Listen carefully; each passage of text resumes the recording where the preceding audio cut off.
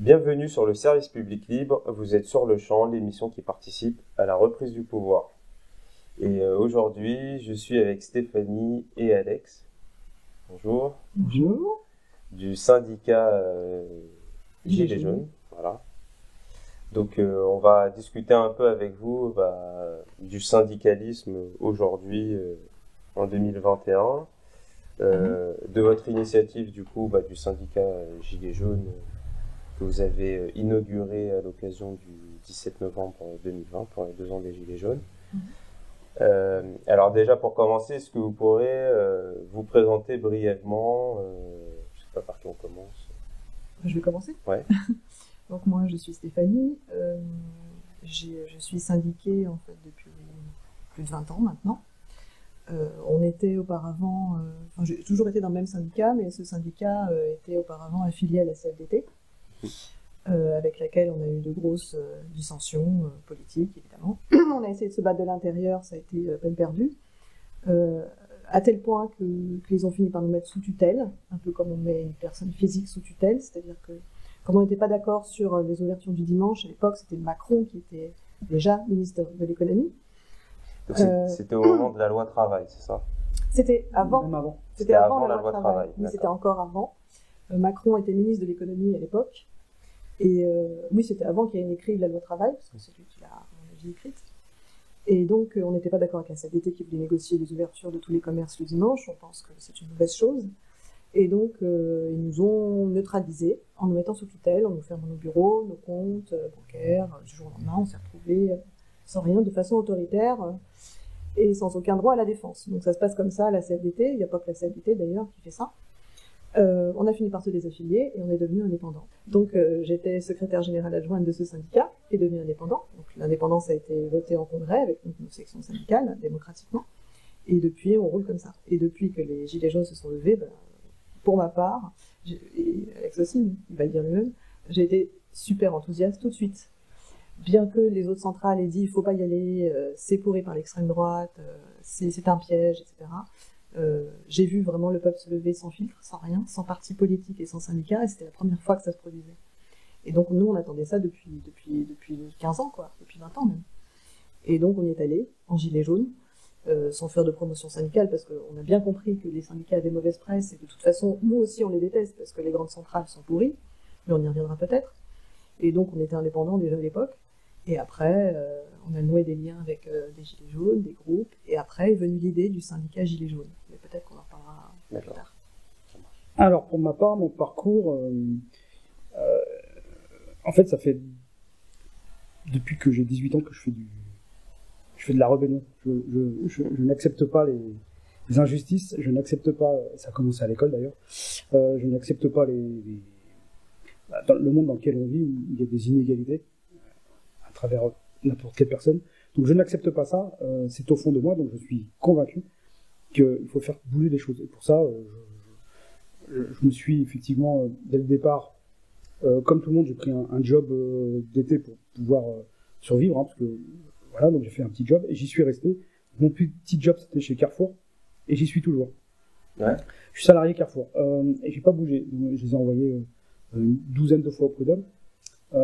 J'ai gagné. Enfin, je refuse cette injustice où on est dans un monde où t'as des gens qui ont tout et t'as des gens qui ont rien, et il n'y a pas de partage, y compris dans l'entreprise. Donc je fais du syndicalisme depuis ce jour-là.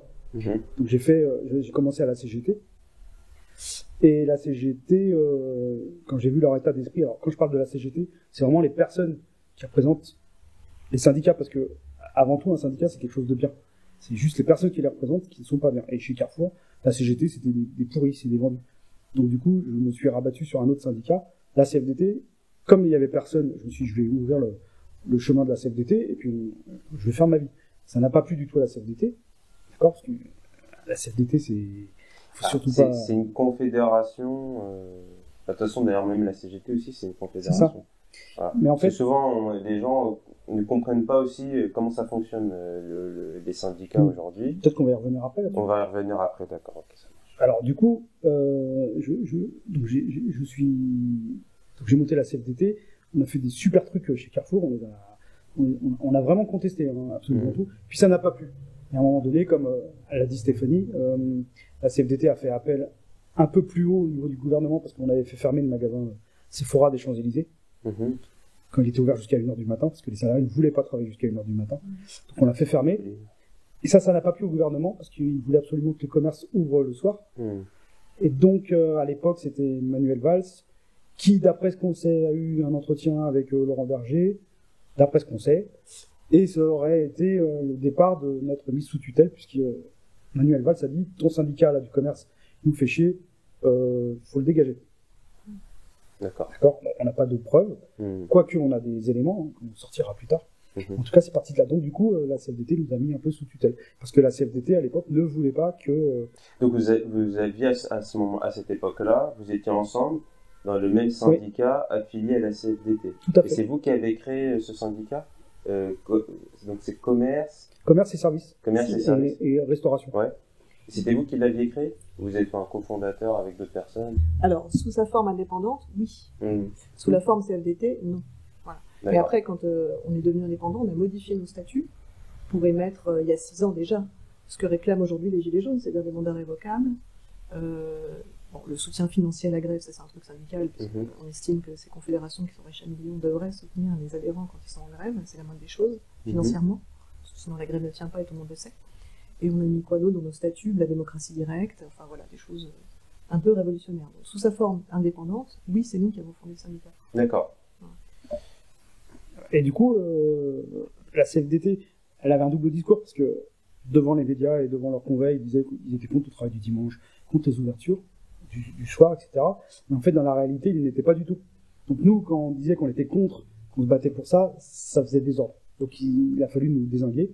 Ils ont trouvé un prétexte, ils ont essayé de nous dézinguer, mais comme on était unis et solides, ils n'ont pas réussi. Ils nous ont bloqué nos comptes bancaires, ils nous ont fermé nos bureaux, ils nous ont saccagé nos bureaux. Il y avait une milice, on a été attendus par une milice, des huissiers des milices, etc.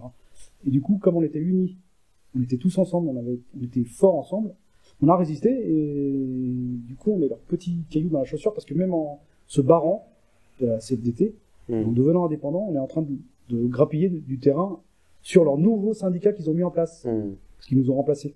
D'accord. Enfin, ils ont essayé. Ouais.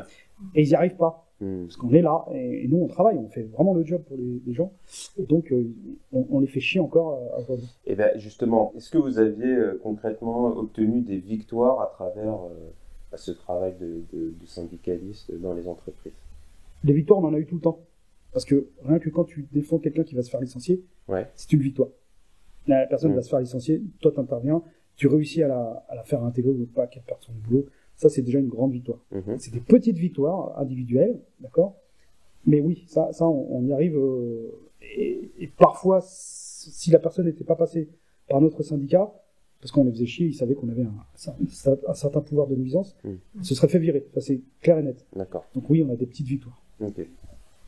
Et des victoires collectives, on en a eu aussi, parce que comme on luttait contre la dérégulation du temps de travail, c'est-à-dire qu'on trouve qu'on a autre chose à faire dans la vie que consommer ou travailler H24, 7 jours sur 7, donc on défend un autre modèle de société, et donc on est plusieurs à penser ça. Pas au niveau des confédérations, mais au niveau des syndicats. Parce que, alors, on peut peut-être en parler maintenant, comment ça marche le syndicalisme en France. Il y a les confédérations, CGT, Confédération Générale du Travail, CFDT, Confédération Française, CFTC, tout ça, ce sont des confédérations. Confédération, ça veut dire union, comme fédération. Donc ce sont des unions de syndicats qui s'affilient. Alors on a le choix de s'affilier ou pas quand on est un syndicat. Quand on est un syndicat, on est comme une association, on est une personne morale, distincte, avec son propre patrimoine juridique et tout. Donc on peut s'affilier ou non. Donc nous, le choix qu'on a fait, c'est quand on s'est désaffilié, la plupart des syndicats, ce qu'ils font, c'est qu'ils rejoignent une autre confédération. Parce que la loi favorise grandement ça. C'est-à-dire que, bah oui, parce que tu as la loi sur la représentativité. Si tu n'es pas représentatif au niveau national, il n'y en a que 5 qui le sont en France, les plus connus.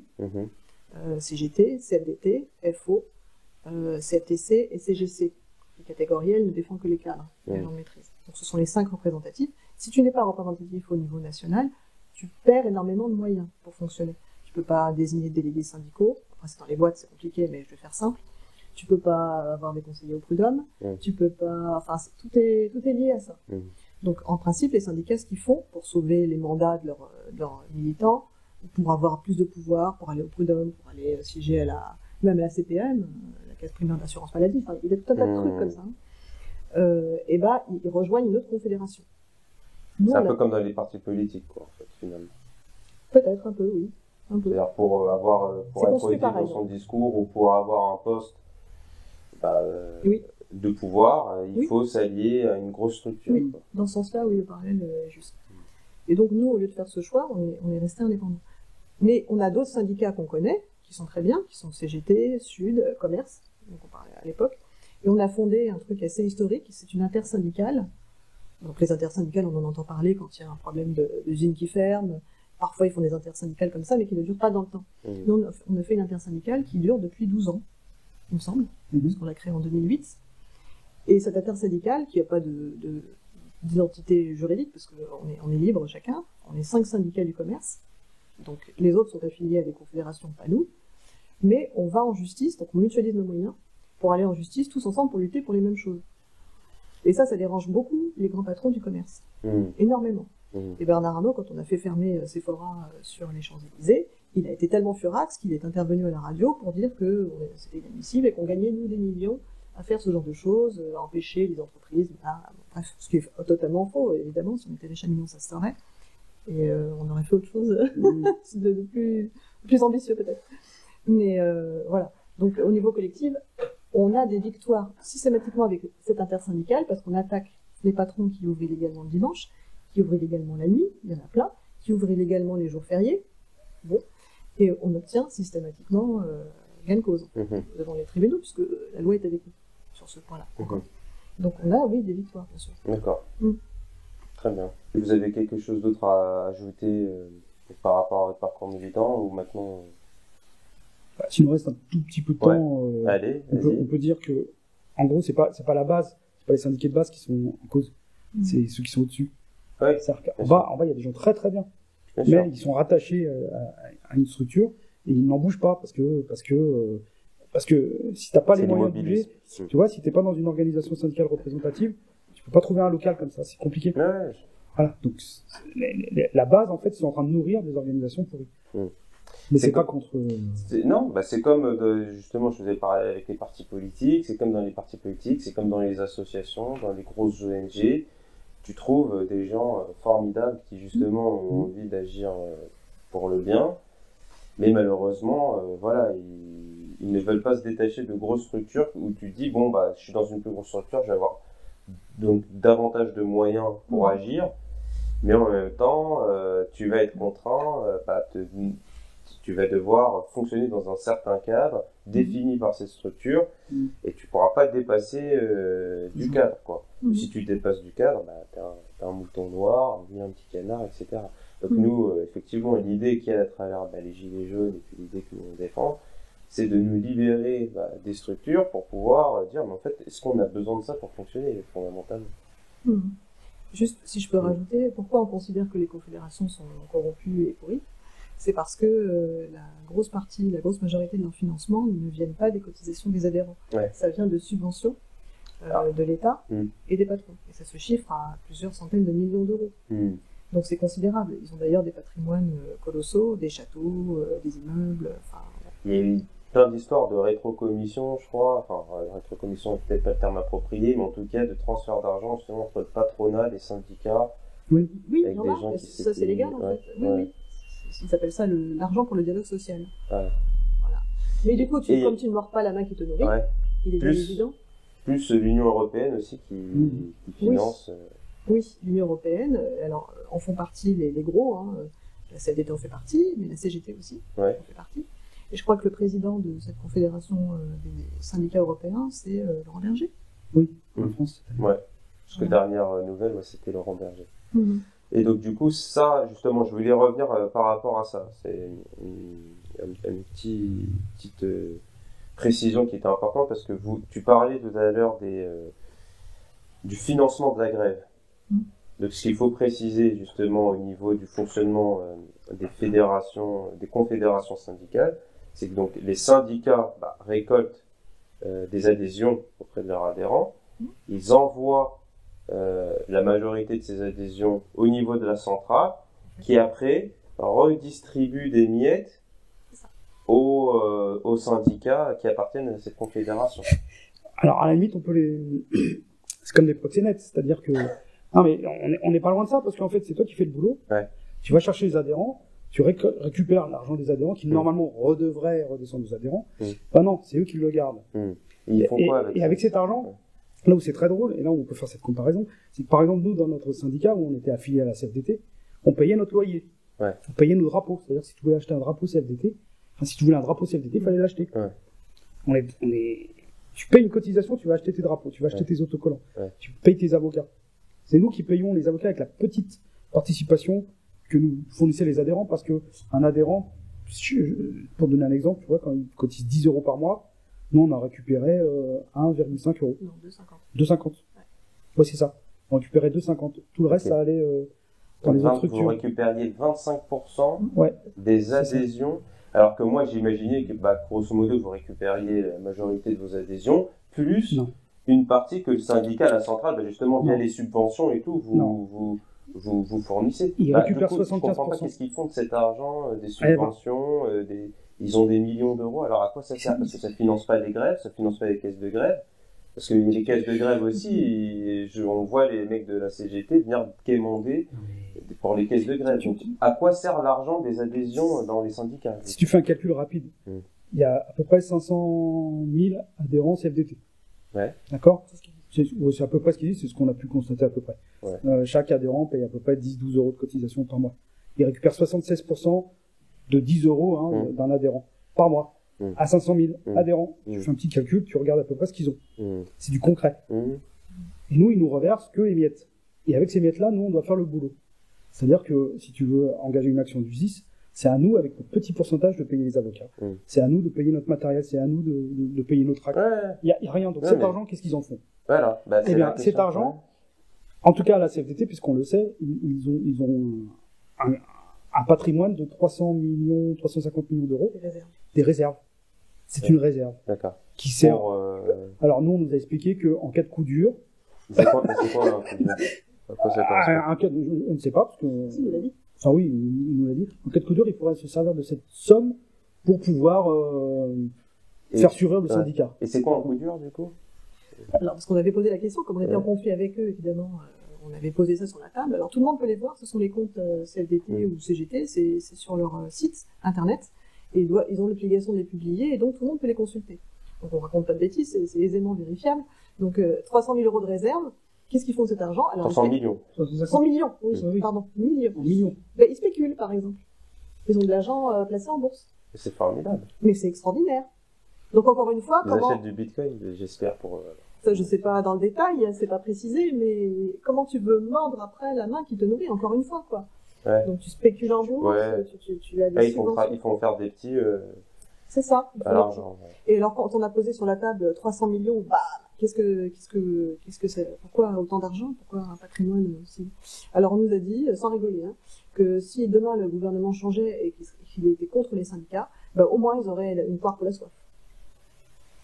Voilà. C'est bien. Ils ont aussi des immeubles, ils ont des salariés aussi. Donc, une entreprise. Bon, c'est une vraie entreprise, il y a des DRH et des salariés. La Confédération a 300 salariés, je crois. D'accord. Bon, voilà, pour fonctionner. Alors, sachant que eux ne fonctionnent pas parce que ce sont les syndicats qui fonctionnent, parce que c'est nous qui sommes sur le terrain. C'est pas les salariés de la Conf, parce que eux ne font que de l'administratif. Enfin, on sait même pas ce qu'ils font. D'accord. Nous, on sait ce qu'on fait. On va sur le terrain, on rencontre les gens, on sauve les gens des licenciements. Eux, ils sont là normalement ils devraient être là pour appuyer et avoir la logistique qui permettrait aux syndicats de fonctionner. Mais c'est pas du tout le cas. Donc, qu'est-ce qu'ils font de cet argent? Ben, voilà. Ils ont un château, la CFDT par exemple, où ils font leur formation. Donc, ils ont hérité d'un château. Bon, on peut se poser la question, pourquoi avoir un château? Pourquoi À la limite, pourquoi pas, mais à ce moment-là, il faut que si le château, c'est le château de tous les adhérents de la CFDT. Ah non, c'est pas un château pour héberger les gens, c'est un château pour former les gens, leur bourrer le mou, leur bourrer le crâne, pour leur apprendre. Pour former les cadres de la CFDT. Enfin, les cadres ou les militants même. Ou les militants, d'accord. Et je sais plus ce que je voulais dire. Voilà, c'est parti. En fait, c'est comme une secte. Quand t'es dedans, non mais sans déconner, quand t'es dedans, tu peux plus en sortir. Nous on était à la CFDT, donc tu devais vivre CFDT. Nous, on avait fait l'expérience de prendre un commissaire aux comptes, tu vois, qui n'était pas CFDT. On avait besoin d'un commissaire aux comptes pour valider nos comptes. On a pris un petit commissaire aux comptes de quartier qui était vachement bien, on nous l'a reproché. Quand on fait une réunion, par exemple, tu vois, une réunion syndicale, il faut que tu regardes si la salle où tu vas, c'est bien conforme à l'esprit CFDT, sinon tu te fais engueuler. Nous, on a fait une réunion c'était un café ou un truc comme ça, on nous a dit, mais pourquoi vous faites ça là-dedans? On rigolait, il faut que ce soit CFDT. Tout doit être CFDT. Quand tu es à la CFDT, tu vas réfléchir CFDT. Et tous les autres sont cons. C'est-à-dire qu'entre eux, ils se font la guerre. Ouais, la CFDT, c'est les meilleurs. La CGT, c'est des cons. Donc, ils s'entendent pas. En fait, on en arrive au nerf de la guerre, c'est-à-dire que tous ces syndicats, là, ces confédérations, en fait, nous divisent, finalement. Parce qu'ils défendent chacun leur... Bon, alors, évidemment, l'ennemi premier de la CFDT, c'est la CGT, c'est pas le patron. Donc, déjà, il y a un souci, quand même. On a un objectif commun, il me semble, c'est pour ça que nous, on avait créé l'intersyndicale, mais ça plaisait pas du tout aux confédérations, ça. Et donc, chacun défend son corps de métier. On n'a jamais vu des infirmières manifester avec des avocats, ou la seule fois on a vu ça, c'était pour... des grands projets de loi, ou alors avec les gilets jaunes. Ça, c'est arrivé avec les gilets jaunes, mais ils sont mélangés. Mais sinon, il n'y a pas de mutualisation de moyens, vraiment, entre les différents corps de métier. La métallurgie fait son truc de son côté, etc. Et nous, on voudrait foutre tout ça à plat, en fait, et créer une nouvelle forme de syndicalisme avec de la mutualisation de moyens. C'est-à-dire que la confédération, parce qu'il faut une union. On va l'appeler union, on ne l'a pas appelée confédération, mais on a créé une union de syndicats gilets jaunes. Elle n'a pas de fonction politique. C'est pas elle qui va nous dire comment on doit penser, ce qu'on doit acheter, quel couleur on doit s'habiller. Enfin, bon, c'est pas ça du tout sa fonction. Sa fonction, c'est de mutualiser les moyens. C'est-à-dire que chacun, un peu comme la Sécu, en fait, c'est l'esprit de 1945, chacun va cotiser en fonction de ses moyens et recevoir en fonction de ses besoins. Et transition toute trouvée. Donc, du coup, on va pouvoir passer à la deuxième partie de cette émission.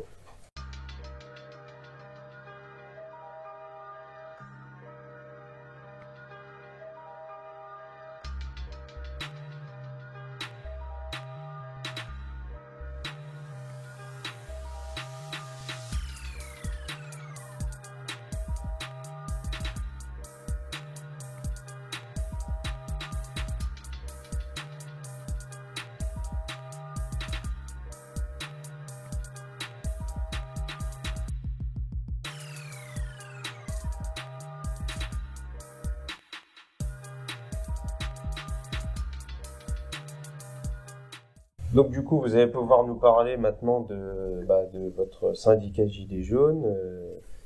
Vas-y Stéphanie, dis-moi en plus. En fait, nous, notre syndicat, il est indépendant depuis 6 ans, donc c'était bien avant les Gilets jaunes. Le fait de ne vivre que des cotisations des adhérents, de ne pas recevoir de subventions, ça je ne l'ai pas précisé, mais on ne reçoit aucune subvention, donc on est totalement libre, et dans notre tête et dans notre fonctionnement, pour faire ce qu'on veut. Voilà. Et c'est la base qui décide, et non pas la tête. On est horizontaux. Mais donc l'idée du syndicat Gilets jaunes, donc on était déjà syndicaliste quand on est allé aux Gilets jaunes, mais on y allait en Gilets jaunes, en citoyen en colère. On ne faisait pas de promotion, et on ne parlait pas trop du syndicat parce qu'on savait que ça n'avait pas bonne presse. C'était compliqué, forcément, pas forcément simple à comprendre la différence entre syndicat indépendant et grosse centrale. Mais au fur et à mesure, comme on a créé des liens, bien sûr, avec des Gilets jaunes, des gens de tous bords et de toutes sortes, et que c'était vachement riche humainement, en fait, comme aventure, on a parlé du syndicat, tout ça, et ils ont aimé, en fait, l'idée du syndicat indépendant. C'est quelque chose qui a plu. Et finalement, l'idée, elle n'est pas venue de nous, de créer un syndicat Gilets jaunes, elle est venue de Gilets jaunes, qui nous ont dit, mais pourquoi on ne créerait pas un syndicat Gilets jaunes? Voilà, c'est venu comme ça. C'est pas nous qui avons eu l'idée, ce sont des Gilets jaunes. Et donc, on a repris le modèle, mais en l'améliorant encore, et on avait une structure, parce que la loi est complexe quand même pour créer un syndicat aujourd'hui. Pour pouvoir fonctionner concrètement dans les boîtes ou les administrations, il faut avoir 2 ans d'ancienneté. Donc en fait, ça favorise évidemment les centrales qui existent déjà. Donc pour avoir 2 ans d'ancienneté, il faudrait créer un syndicat qui dort pendant 2 ans, qui après fait coucou me voilà, et tu pourrais agir directement dans les entreprises. Il faut attendre 2 ans. Sauf que nous, comme on a eu plein de déboires avec la CFDT, on avait déjà des structures dormantes. Parce qu'on avait pensé à ça. On nous a dit, si nous détruisent notre syndicat, s'ils y arrivent, parce qu'on a eu plein de problèmes dont on n'a pas parlé tout à l'heure, mais on nous a fermé nos comptes, mais les banques nous ont fermé les comptes aussi. C'est-à-dire qu'on s'est retrouvés sans compte bancaire du tout. Et les banques refusaient de nous ouvrir un compte, tout simplement. Parce qu'il y avait de la CFDT dedans, parce que Laurent Berger est intervenu directement, on a un courrier signé de sa main pour récupérer nos comptes et tout, enfin ça a été très loin. Donc on s'est vraiment battu. Donc on a créé des structures dormantes depuis longtemps, ce qui fait que quand on est arrivé en 2020 et qu'on nous a suggéré cette idée, on avait une structure qui avait plus de 2 ans et qui était sous forme d'union. Donc on l'a changé, on l'a modifié simplement, on a refait des statuts vraiment gilets jaunes, démocratiques, justes, indépendants, et ensuite on l'a déclaré, on l'a déclaré à la mairie, c'est comme ça qu'on fait. Et après, maintenant, ce qu'on fait, c'est qu'on crée les syndicats qui sont rattachés à cette union, mais qui peuvent bénéficier des 2 ans de l'union, et on les crée pour chaque corps de métier, parce que c'est comme ça que ça fonctionne en France, le syndicalisme. Il faut quand même un syndicat de la santé, un syndicat des transports, un syndicat des commerces, etc. Donc c'est ça qu'on est en train de construire et de bâtir en ce moment. D'accord. Oui, et en fait, l'histoire des 2 ans, si je reviens juste un peu en arrière, c'est Nicolas Sarkozy qui l'a sorti à l'époque. C'est la loi de 2008, en août 2008. Parce qu'avant, n'importe qui pouvait faire un syndicat, ça marchait très bien. Et si ça avait fonctionné aujourd'hui, peut-être que les Gilets jaunes, on n'en serait pas là, parce que chacun aurait pu construire son petit syndicat. Mais ça, Sarkozy, il l'a tué. Interdit, ouais. D'accord. Il a dit, maintenant, pour créer un syndicat, il faut 7 critères, ou 9, 7. Et un des critères, c'est d'avoir 2 ans. Ça veut dire que si tu crées ton syndicat aujourd'hui, si t'as pas les 2 ans, t'es mort. Tu peux rien faire. Donc du coup, ça décourage. Et ça t'oblige à aller dans les grandes centrales qui ont déjà 2 ans. Donc nous, ça, comme on l'avait anticipé, on avait, comme ce que a dit Stéphanie, on avait mis plein de syndicats dormants. Il y en a encore qui dorment, au cas où. Parce que on sait très bien que s'il arrive quelque chose, on ne pourrait pas se réorganiser. Donc on s'est servi d'une de nos structures, on l'a transformée, et c'est comme ça qu'on a décidé collectivement avec des Gilets jaunes. Voilà. Mais on n'était pas là pour faire la promotion, parce que on n'est pas là pour faire la promotion d'un syndicat ou quoi que ce soit. On est là pour changer, pour faire bouger les choses, et le syndicat, c'est un outil. C'est même une arme. Et ben justement, c'est une arme. Et du coup, nous, ce qu'on pourrait évoquer là ici, c'est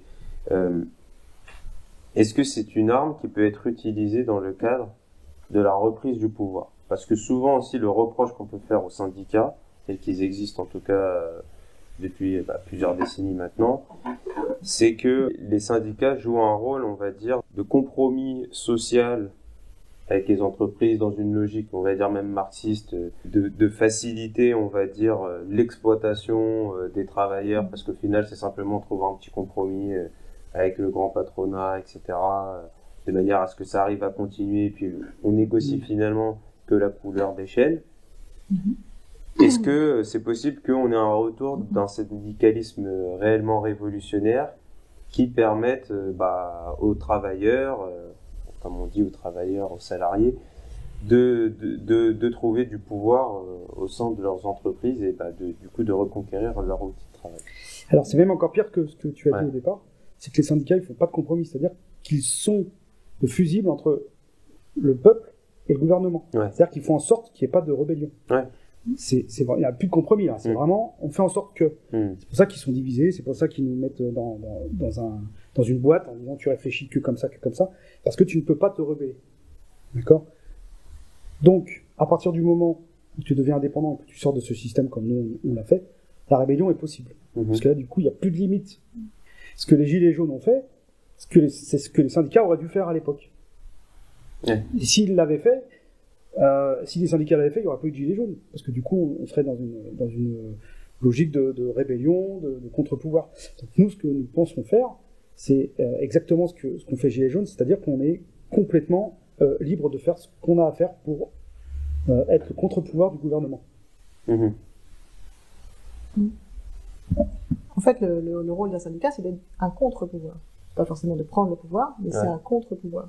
Et ça peut être un appui fantastique, parce que concrètement, avec un syndicat, là, c'est vraiment du concret, pérenne, c'est-à-dire que tu rentres dans les boîtes, tu rentres dans les administrations, tu es présent. Par exemple, si demain, on a 2 adhérents ou plus dans un hôpital, on peut créer une section syndicale avec nos structures syndicales Gilets jaunes. On crée une section syndicale Gilets jaunes, ça veut dire qu'à l'intérieur de l'hôpital, il y aura des panneaux partout, syndicat Gilets jaunes. Donc on pourra afficher nos communications, on pourra informer les gens, peut-être les éduquer un peu, leur montrer une autre façon de voir le travail et tout ça. Et surtout, ça va nous apporter des retours terrain de nos adhérents. C'est-à-dire que les meilleures personnes, ceux qui sont le mieux placés finalement pour faire des revendications dans leur domaine d'activité, c'est quand même ceux qui y travaillent. Tout en les amenant à regarder leur travail différemment. Il y a un double enjeu, quoi. Parce que quand t'es à fond dans la tête dans le guidon, t'as pas le temps de réfléchir ou de prendre du recul. comme certains soignants, par exemple, en ce moment, qui sont complètement débordés, et ça se comprend très bien, ils n'ont pas forcément le temps de prendre le recul et de se dire ça va pas en fait, ce que je suis en train de faire ne va pas. C'est pas ça qu'il faut faire.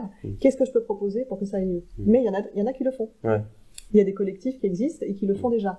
Donc nous on les a rencontrés, c'était passionnant comme conversation. Donc eux font un diagnostic sans pitié de la situation de la santé en France, partout. Et après, par groupe, ils se font des thèmes, ils réfléchissent et ils font des propositions sans rien s'interdire. Et c'est ça qu'il faut faire partout, en fait. Comment notre système de santé doit fonctionner pour être juste, équitable, humain. Comment l'instruction en France, parce que je ne parle pas d'éducation, je parle d'instruction, comment l'instruction en France doit être vue, ça c'est des gens de terrain qui le savent quand même le mieux. Donc après, nous, le syndicat, on porte ces revendications. On est un outil. Et on est un outil légal. Encore. Ça peut peut-être changer. Pour l'instant, on est un outil légal pour le faire. Et on peut faire des tas d'actions. Et c'est compliqué d'attaquer un syndicat quand même, parce que le syndicat est protégé par la liberté syndicale, la discrimination syndicale est punie. Enfin, sur le papier, bien sûr que ça existe, hein, mais c'est puni sur le papier. Donc on est un outil très fort de rassemblement. Et ça peut faire peur. Un outil avec une existence juridique. C'est ça. D'accord. Et donc du coup, de manière concrète, là, dans l'absolu, un syndicat Gilets jaunes, donc vous avez expliqué un petit peu le fonctionnement, donc déjà aussi un fonctionnement démocratique. On peut peut-être revenir très rapidement là-dessus. Donc mandat révocatoire et impératif.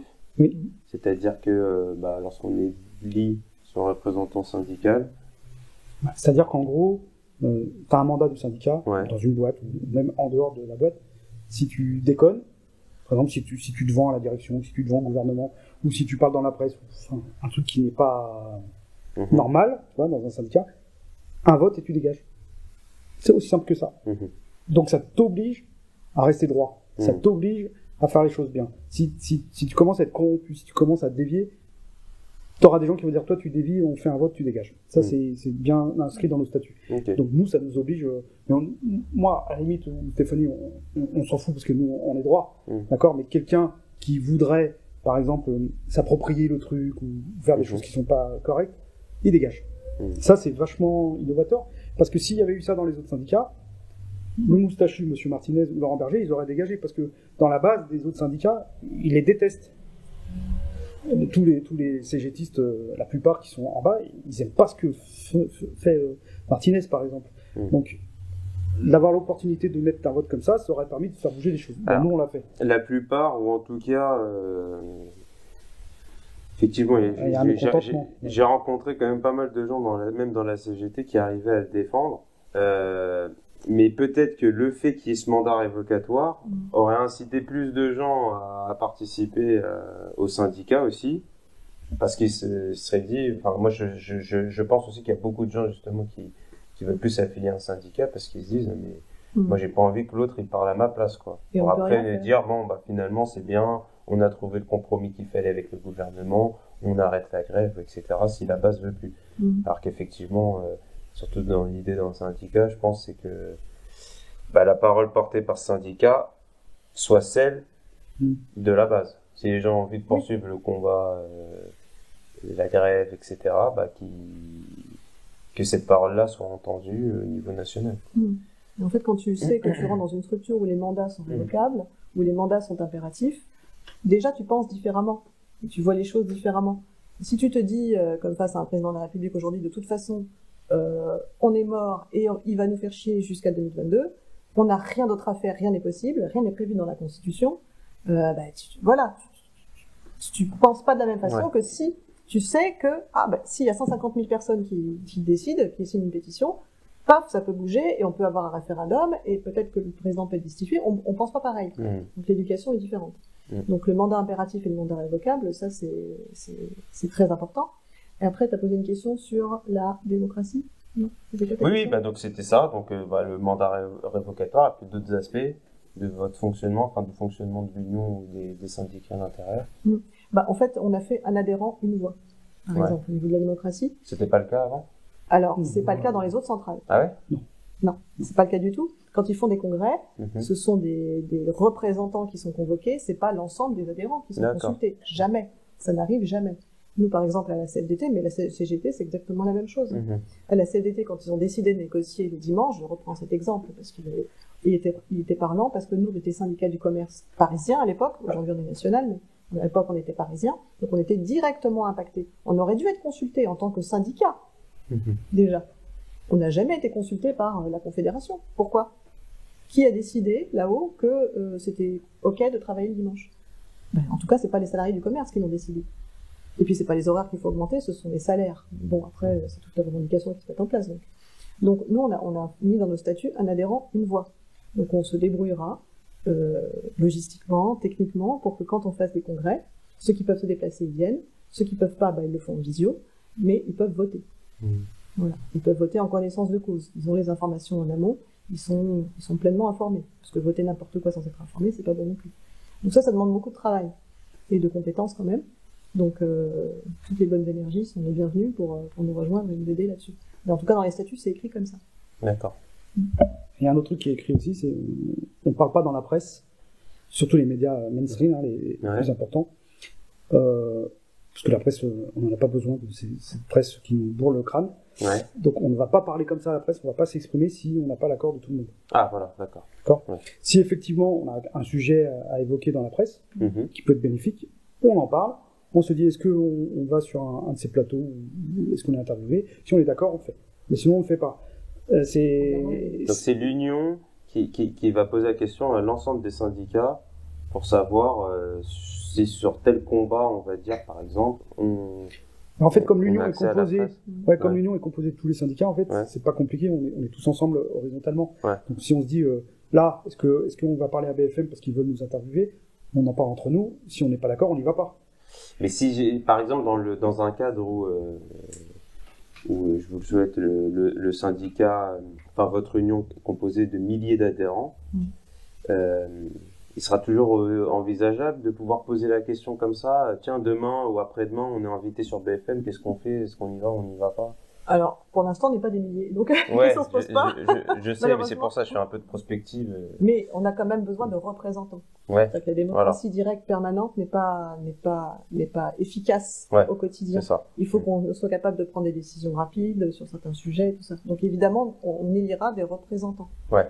Qui seront par avec exemple, des un mandats. porte-parole. Par exemple. Mais qui auront toujours le mandat impératif et révocable. Voilà. Hier sur BFM, t'as fait le con, t'as pas dit ce que l'on voulait que tu dises, la prochaine fois c'est quelqu'un d'autre. C'est-à-dire d'aller dans les médias mainstream, au début on s'est dit non, faut pas y aller, puis après on s'est dit pourquoi pas utiliser l'outil pour parler à plus de gens, sortir un peu de la bulle et atteindre d'autres personnes qu'on n'aurait pas atteintes sans ça. Par contre, on a une ligne, on y va pour dire ça, pas autre chose. Peu importe les questions qu'on nous pose. Notre réponse c'est ça. Dans l'esprit, c'est ça. D'accord. Et on va privilégier surtout les médias indépendants qui font de l'info aussi bien, voire mieux que les médias qui sont là. Les médias qui sont là, ils nous bourrent le crâne. Les médias indépendants, bien sûr, ils sont sur le terrain, ils savent de quoi ils parlent. Donc on va privilégier ces médias-là.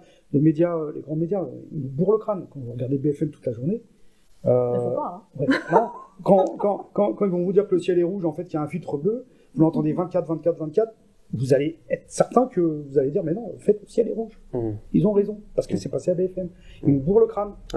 Donc ces gens-là... Je suis entièrement d'accord. La question, c'est de savoir comment on peut réussir c'est la question centrale à chaque fois, comment on peut réussir à parler à une partie de la population qui, malheureusement, ne regarde pas les médias alternatifs, entre guillemets, et qui reste malheureusement branché aussi sur ces médias dits mainstream.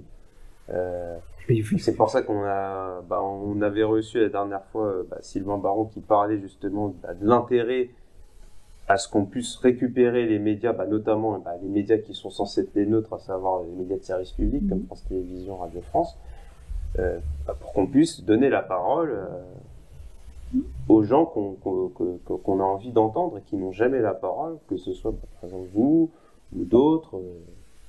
Les médias sont le quatrième pouvoir. Exactement. Donc c'est fondamental. Voilà. C'est pas pour rien que les millionnaires, les oligarques ont acheté les médias. Bien sûr. C'est parce que ce sont les faiseurs d'opinion. Voilà. C'est eux qui contrôlent la société finalement. Par bourrage de crâne. On a vu depuis le mois de mars 2020 à quel point ils ont transformé la population. Quand on regarde ça il y a encore un an de ça, est-ce qu'on aurait imaginé avoir des gens qui portent un masque en permanence? Est-ce qu'on aurait imaginé avoir des gens qui acceptent d'être emprisonnés chez eux, de ne sortir qu'avec un bout de papier pour être contrôlés en permanence? C'est inimaginable en fait. Enfin, moi je ne l'accepte toujours pas, mais voilà, c'est inimaginable. Donc ils ont une puissance de frappe qui est considérable. On ne peut pas s'interdire, évidemment, d'aller parler dans les médias. Aujourd'hui, on est clairement dans une guerre de l'information. Enfin, ça passe. Et puis tout le narratif, même par exemple sur l'aspect purement syndical, l'interprétation qu'on peut avoir d'une grève en ayant un discours de regardez, ils vous prennent en otage, ou regardez, ils se battent pour vous, quitte à être privés de leur salaire. Enfin, ils se battent pour leurs droits et puis les vôtres en se privant de leur salaire. Voilà, on a d'un côté un narratif où c'est des gens qui sont dans le sacrifice, etc. D'un autre côté, un narratif où les gens vous prennent en otage pour leur intérêt personnel, etc. Donc, c'est vachement important, l'aspect communication est vachement important. C'est-à-dire qu'on voit qu'il y a pas mal de choses qui se coordonnent. En fait, les médias, ils ont besoin de nous, les médias. Ouais. Sans info, BFM n'existerait pas. Bien sûr. Voilà. Donc, il faut réinverser le truc. Ouais. C'est grâce à nous que les médias existent. Ouais. Parce que c'est nous qui faisons l'information, c'est pas eux, ils font rien. Et c'est ce qui fait que des fois, ils utilisent une information, ils invitent des personnes inattendues sur les plateaux pour justement mettre un petit peu quand même d'huile dans le moteur, quoi. Parce que bon, si toute la journée on n'entend que Christophe Barbier, c'est ça, mais comme très bien qu'ils vont perdre de l'audience, donc au bout d'un moment, il faut éviter un petit peu. C'est ce qui fait que là, justement, dernièrement sur Quotidien, on a vu une vidéo extraite des Gilets jaunes constituants sur le dîner du siècle. J'étais moi-même étonné, mais voilà. Parce que dans le feu d'action de l'affaire Duhamel, ils en sont venus à parler du dîner du siècle, et donc ils ont dit, oui, les Gilets jaunes ont révélé la liste des participants du dîner du siècle en 2020. Étonnant, énorme, mais parce que voilà, ça leur donne un peu de scoop, un peu de spectacle, et du coup ça fait que les gens ils continuent un petit peu de regarder la télé aussi, parce que de temps en temps, voilà, il y a un petit truc. Mais si on voyait tout ce qui se passait sur les réseaux sociaux, sur BFM, les gens ils auraient une autre vision. Bien sûr. Et là je pense que la révolution on l'aurait. Ouais. Parce qu'il se passe des choses qu'on nous raconte pas. BFM ils racontent ce qu'ils veulent. Ils nous bourrent le crâne. Donc ces gens-là, pour nous, il faut les dégager, ces gens-là. Il faut pas qu'il y ait de médias dominants, en tout cas tels qu'inscrits actuellement avec tous ces oligarques qui les contrôlent, quoi. Ça, c'est insupportable. Et donc on est là aussi pour faire en sorte il faut avoir des syndiqués gilets jaunes dans les médias. Du coup. Si on a des syndicats gilets jaunes, si on a des syndiqués qui nous permettent de rentrer dans les locaux et à un moment donné d'occuper les locaux en disant ça suffit votre information, ça commence à bien faire qu'il n'y ait plus de chaîne pendant 3 jours, ça pourrait faire changer les choses et les gens verraient autre chose que la vérité de BFM. Intéressant. Donc message à tous les pigistes, les techniciens de l'audiovisuel et de l'information, rejoignez le syndicat Gilets jaunes. Parce qu'on sait qu'il y a beaucoup de journalistes qui sont frustrés. Ça, c'est vrai, parce qu'on en a rencontré plein dans nos aventures syndicales militantes. Et on en a plein qui faisaient un super reportage sur un sujet, mais qui n'ont pas pu publier parce que ça a été bloqué. Donc ça, il faut que ça s'arrête. Il faut qu'on ait une liberté d'informer et d'informer vraiment. On sait très bien que les médias ne sont pas indépendants. Chacun a une petite direction et présente l'information. Ne serait-ce que le choix de l'information fait que tu manipules, mais c'est très important d'avoir une liberté quand même. Et aujourd'hui, là, par contre, ce qu'ils nous ont dit les médias, c'est ce qu'ils aiment, c'est la nouveauté. Donc je rebondis sur ce que tu disais. Quand, par exemple, on a des gilets jaunes qui manifestent tous les samedis de la même façon, machin, au bout d'un moment, ça les intéresse plus, en fait, parce que c'est toujours pareil. Donc, ils vont arrêter de le montrer. Par contre, si on fait des nouveaux trucs, auxquels personne n'a pensé avant, si on est créatif, là, on va peut-être les avoir. Ouais. Donc, ça, on y réfléchit aussi, en termes de communication. Pouvoir accrocher les médias et sortir de la bulle et se faire connaître. Très intéressant. Bon, du coup, on va devoir conclure là, cette émission. Comment peuvent faire les gens qui nous regardent pour participer donc à votre stratégie d'action? Je crois que je connais la réponse, mais je vous laisse. En fait, on n'est pas là pour faire de la pub parce que c'est pas notre but premier. En revanche, on veut faire bouger les choses. Donc dans les entreprises, si on arrive à monter des sections syndicales, déjà pour dégager tous les autres syndicats en haut, je parle pas de la base, qui nous pourrissent la vie et qui sont le fusible de la non-révolution, d'accord, ça serait déjà une énorme chose. Mais pour faire ça, il faut qu'on arrive à avoir des élections professionnelles dans les entreprises et monter des sections pour avoir la représentativité, pour les dégager. D'accord ? J'allais dire pour prendre la place, mais en fait, c'est pas pour prendre la place. Parce qu'ils ont toute leur place, normalement. D'accord ? Ils ont toute leur place. S'ils font le boulot. Sauf qu'ils ne font pas le boulot. Donc, il faut que nous, qui faisons le boulot, arrivions à faire le boulot. Et pour faire ça, il faut monter des sections, gagner la représentativité dans les entreprises, pour pouvoir avoir des représentants qui vont pouvoir négocier avec les directions et qui vont pouvoir bloquer tout le système qu'on connaît actuellement, qu'il n'y ait pas de compromis, qu'il n'y ait pas de corruption, parce qu'il y en a beaucoup. D'accord. Et quand on aura déjà atteint ce stade-là, peut-être que ça va entraîner des gens qui vont dire, mais en fait, ça existe. Et le syndicalisme, en fait, c'est quelque chose de bien, parce qu'à la base, c'est quelque chose de bien. Et on va pouvoir reprendre le nom du syndicat pour en faire quelque chose qui est pour la cause du peuple, et des adhérents. Donc, comment nous aider ? Effectivement, en adhérant et en montant des sections syndicales dans chaque entreprise, dans chaque boîte, dans chaque société, partout là où on peut le faire, pour les prochaines élections qui auront lieu en 2023. C'est ça. Parce que c'est l'échéance de la représentativité nationale. D'accord. Donc concrètement, vous pouvez venir sur notre site syndicatgj.fr. Si vous voulez adhérer, c'est super parce que on ne vit que des cotisations des adhérents. Donc évidemment, si on n'a pas de moyens, on ne pourra pas faire grand-chose. On a besoin de monter des caisses de grève, par exemple. Donc les caisses de grève, ça sera une partie des cotisations qui seront bloquées sur un compte non spéculatif, je précise, et qui servira à aider financièrement les gens qui font grève. Parce qu'il y a quand même des endroits stratégiques où la grève reste un levier très puissant. Si on bloque des livraisons d'essence ou si on bloque ce genre de choses, si on est capable d'aider les gens financièrement pour qu'ils se disent « Moi, j'en ai ras-le-bol, je supporte plus, mais il faut que je remplisse mon frigo, j'ai pas le choix, il faut que je paye mon crédit, etc. » Mais s'il sait qu'il a une aide concrète, financière, que tous les mois ça va tomber, il sait combien, et ça c'est possible de le faire. C'est possible avec des moyens. Nous, on l'a prévu dans nos statuts. On peut le faire. Les autres centrales ne le feront jamais. Mais nous, on peut le faire. Donc, il faut adhérer. Et il faut qu'on trouve des gens qui acceptent aussi de prendre un mandat, donc se dévoiler, parce qu'adhérer, c'est confidentiel. Si tu adhères dans un syndicat, personne ne le sait, heureusement. Ton patron ne le sait pas, tu es protégé. Mais si tu prends un mandat, évidemment, tu es dévoilé. Il faut trouver des gens aussi qui ont les épaules pour prendre le mandat, pour qu'on rentre concrètement dans les boîtes, dans les administrations, dans les hôpitaux, dans les écoles, qu'on ait nos panneaux, qu'on puisse communiquer, et là, on va toucher tout le monde. D'accord. Voilà. Et ça, c'est très intéressant, c'est concret, et c'est possible demain, avec le syndicat. Très bien. Ouais. Et ce qu'il faut savoir, c'est que les entreprises, elles en ont entendu parler du syndicat. Donc ils flippent. Et ils flippent, mais vraiment beaucoup. Ouais. Parce parce qu'ils veulent déjà, nous, ils nous connaissaient dans le commerce. Mais alors, si jamais on arrive à faire ce qu'on a fait dans le commerce, dans les autres secteurs d'activité, ils savent très bien, ils se parlent entre eux, les entreprises, le gouvernement, ils communiquent. Ils savent que ça va être quelque chose de terrible. Donc ils flippent. Entre eux, ils ne veulent surtout pas voir émerger des petites sections syndicales, parce que ça va être terrible pour eux. Ça va être terrible. Parce qu'on va garder la ligne de conduite Gilets jaunes. Et là, pour le moment, vous avez des sections dans quel secteur ? Donc, commerce. Pour l'instant, on a commerce, donc on s'implante chez Carrefour. Voilà, parce qu'il faut bien commencer par quelque part. Agent de sécurité. Donc on a des femmes de ménage, des restaurants. On commence aussi dans la restauration rapide. On a la restauration rapide. On a voilà. Et après, il faut qu'on développe tout le reste. Mais comme nous, notre domaine de compétence, c'est le commerce. Il faut qu'il y ait d'autres. Il faut qu'il y ait d'autres adhérents qui viennent de ces secteurs-là. Et même des gens qui veulent s'investir dans les secteurs qu'on ne connaît pas. Moi, je ne peux pas parler de la santé, je n'y connais pas grand-chose.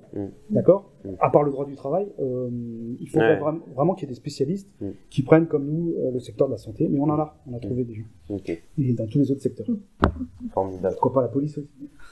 Oui, la police est ouverte, bien sûr. Un syndicat de police Gilets jaunes, c'est possible. Ça serait terrible. Écoutez, c'est formidable. Bon, on va rester là-dessus. Donc, vous savez maintenant ce qu'il vous reste à faire pour participer à cette stratégie et pour prendre le pouvoir dans les entreprises. Donc, vous étiez sur le champ, l'émission de la reprise du pouvoir, et continuez aussi d'adhérer au service public libre pour participer de manière plus générale aussi à la reprise du pouvoir.